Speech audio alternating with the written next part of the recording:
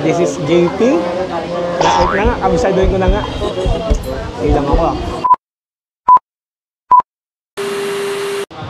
Ang ganda ng panahon, maulan. Sarap kumain. Saan yung masarap? Alam ko na. Oh, andyan pala kayo. Ako nga pala si JP. Kakain ako ngayon. Magpo-food trip tayo. Samahan niyo ako. Pupunta tayo sa Tondo, Ugbo.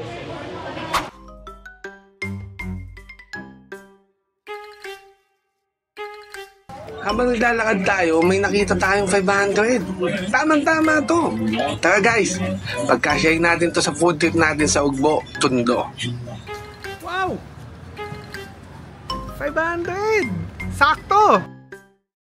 Guys, ito na. Magpo-food trip na tayo. Sa halagang 500, babudgetin natin to. Kaya samahan nyo ako. Tara! Lalo akong ginugutom. Makikita nyo, kahit sa noong lumingon, iba't ibang uri ng pagkain na nakikita ko. Ang daming pagpipilian. Grabe, ang init pa din kahit gabi na. Tara, mga kabudget, maghanap tayo ng mabibiling inumin. Kasi may buko overload din, buko po siya fresh. So guys, tingin ko may nanalo na sa unang... may overload din. Since napagod ako kakalakad, syempre, wala nang energy. Eto, unahin natin to. Ang overload series nila, anong pangalan niya, boss? Sir, kay Lynn's Food Shake po kami. Ayun. So, eto na. Gagamitin na natin ang napulot natin sa bundle. Magkano sa mga overload series niya? 120 lang po mga overload. Lahat ng flavor? Ba? Lahat ng flavor, 120. Ito po yung 120 po natin. Guyabano, strawberry, avocado, dragon fruit sa mango. Tapos the rest na po, 90 na lang po. 90 lang yung iba. Kasi ito po, dalawang order na po, 150. Buy one, take one na po. Yan po yan, mixed fruit sa shake din po yan, sir. May kasama na pong dragon fruit, watermelon. Guys, ito 150. Papaya, mito. Dalawa. 150, dalawa. Isang mango overload. Sir, bigyan nyo ako ng isang Oreo vanilla overload. Oreo, sige. Pabigyan si sir ng Oreo overload. Ay. Bandang gitna ng Ugbo yung first stop natin. Bali ito. Tsaka tingin ko, what you see is what you get naman. Nakikita ko dito na maganda yung yung product nila. Kung ano yung nasa photo, ayun din mismo ang makukuha mo. Actually, natutukso ako kanina dun sa mga Korean food kasi hindi pa ako nakakain ng mga Korean street food. So, titignan natin muna kung swak sa budget at sulit, syempre. Bilang 500 lang to, so kailangan yung mga sulit at masarap. Guys, ito na 90 pesos. So, pang valued talaga yung pera mo dito sa Lynn's Fresh Fruit Shake. 90. Habang naglalakad ako dito sa Ugbo, may isang lugar na talagang nakuha ang atensyon ko. Parang may vibes na hindi mo pwedeng palampasin. Kaya sabi ko sa sarili ko, bakit hindi ko subukan? At dito ko nga na-discover ang Cuba Seafood Shrimps and Steak. Isa sa mga trending food spots dito. Tara, samahan niyo ako. Tikman natin kung ano ang meron dito at alamin kung bakit marami ang bumabalik. Siguradong masarap to.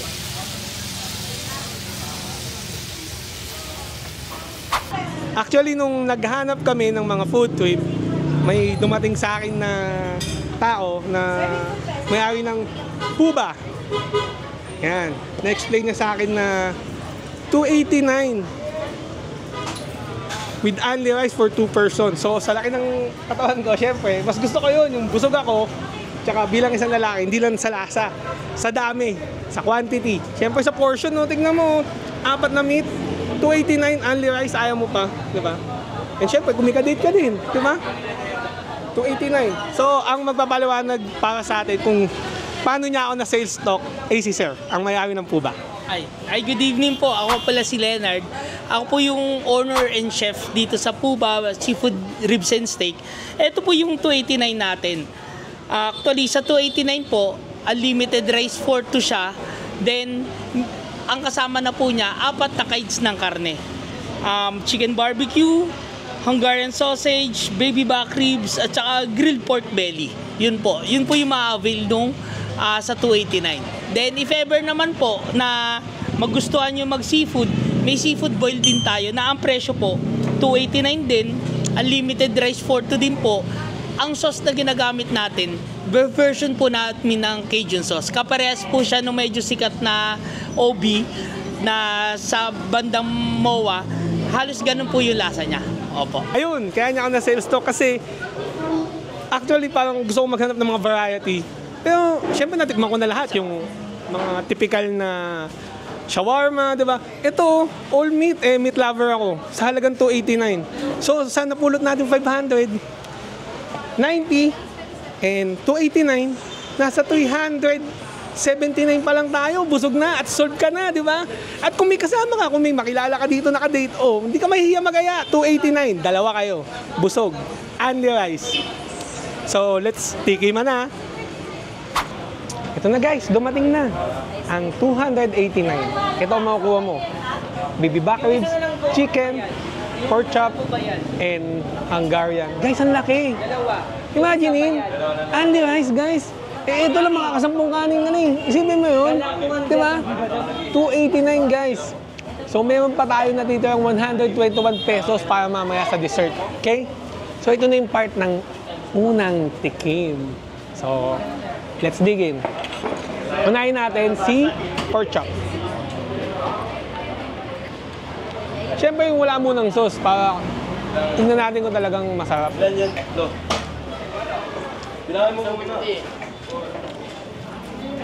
Hindi siya typical.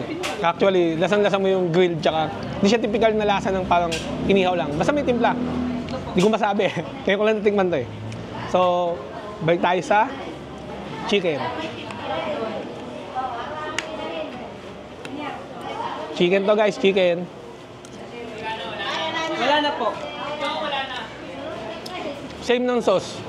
Same ng lasa. Pero syempre chicken siya. So, balik tayo kay baby back ribs. Baby back ribs guys, 289 pesos. Meron ng baby back ribs guys.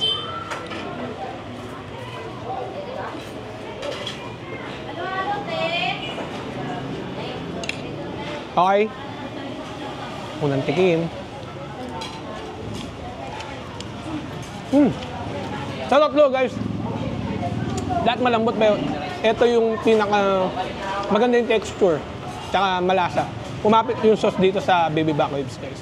So, syempre alam natin na lasa ng Hungarian pero syempre titikman pa rin natin kasi nga unang tikim. Let's dig it.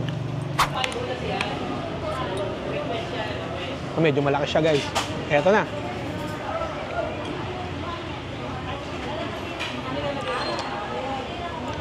Nothing special pero high quality. Same ng mga magagandang brand na sausage or Hungarian sausage. Quality. Let's try the sauce and the rice, okay? So, natikman na natin lahat. Alam naman natin lasa. Since nagustuhan ko si baby back ribs tayo with sauce.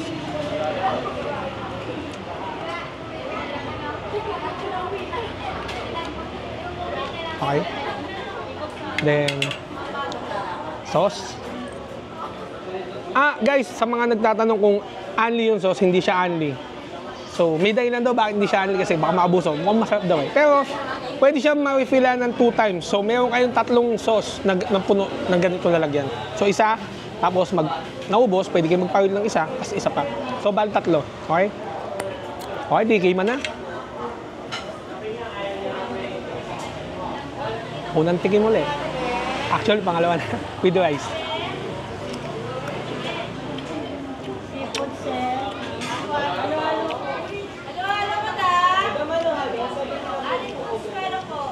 Hindi overwhelming yung sauce. Pero malasa. Hindi siya overwhelming. So, kaya pala hindi nila pwedeng i-ani kasi hindi siya nakakaumay. Pwede mo isabaw sa kanin. Sarap, guys. So, 289. Solo mo, busog ka, only rice. Diba? Tapos pag nagsulo ka sa ugbo, nakakita ka ng babae, gusto mo makadate. Diba? Nakasalubong mo yung forever mo. Oh, hindi ka mahihiya. 289 guys. Only rice. For 2 person pa to. So yung only rice, pan 2 tao din. So kita-kits ulit pag naubos. Bye-bye. Grabe! Ubos! Sobrang sarap ng lahat na natikman ko dito sa ugbo. Kung gusto nyo ng mabilis pero sulit na food trip, ito na ang sagot. Mga kagala, busog na, sulit pa. After kumain, bibigyan ko kayo ng highlights ng mga pinuntahan namin dito sa Ugbo. Mga kabadget, pawi ang uhaw nyo sa very refreshing na mga inumin ng Lynn's Fresh Fruit Shake. At hindi din papahuli ang loaded na pagkain ng Puba, seafood ribs and steak. Madami pang ibang food stalls na hindi rin pwedeng palagpasin. Sa dami ng options dito, talagang mag-enjoy ka. Hindi lang siya masarap, affordable pa. Grabe! Pagkatapos kumain, hirap na ako maglakad sa kabusugan. Iilan pa lang yung mga napuntahan natin. Marami pa ditong ibang makakainan.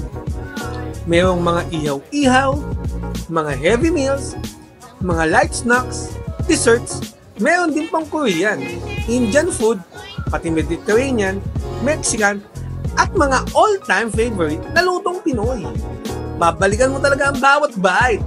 Speaking of babalikan, comment na lang mga kabadget kung gusto nyo kaming bumalik sa Ugbo para gumawa ng part 2.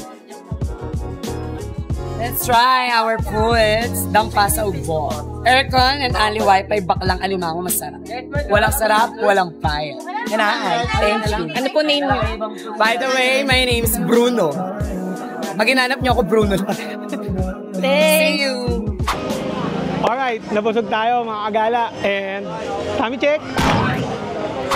Eto na, mag-review na tayo ng ating mga nagastos sa ating 500 pesos na pulot. Which is, ang unang binili, shake, 90 pesos. And our super meal, 289 pesos. And ang sukli is 121 pesos. Don't forget to like and share our page. And sa susunod ulit, mga kagala,